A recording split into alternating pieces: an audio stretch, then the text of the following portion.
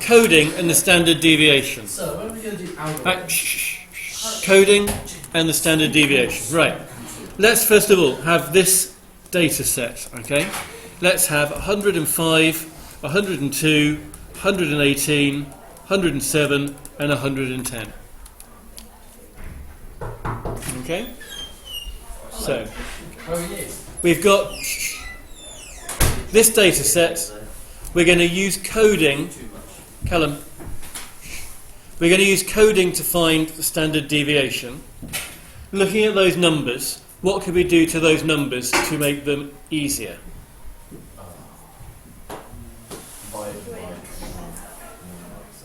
I'm going to go even simpler than what you're saying. Somebody else have an idea? Take away 110. Okay? So if I call those my x numbers there, if I take away 110 from them, it will certainly reduce them all in size. What will my numbers become?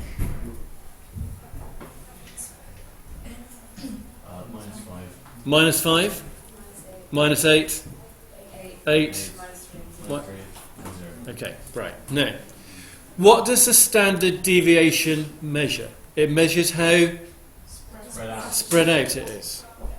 What can you tell me about the spread of those two data sets? If I sort of draw a number line going from minus 10 to 110, where 100's about there, 0's down here.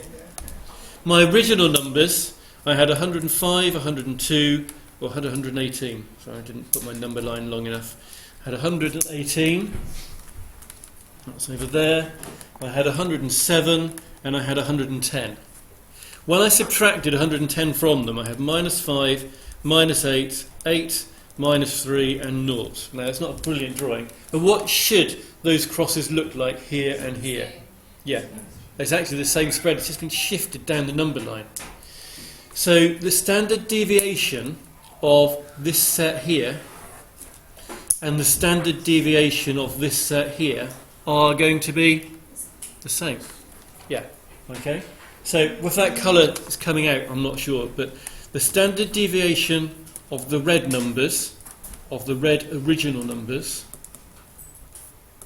the red original values, and the standard deviation of the green modified numbers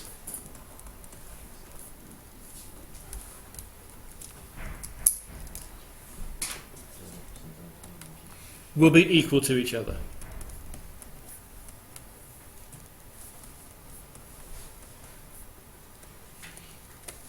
Okay? So as long as you just take something off or add something on, they will be equal to each other. I have not seen any example with this for standard deviation when they do dividing as well, because that does mess things up. Okay? So coding for the standard deviation, just use subtraction or addition.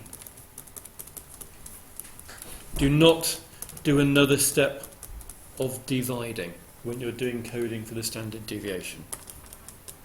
Do not divide as well, like we did when we did the mean.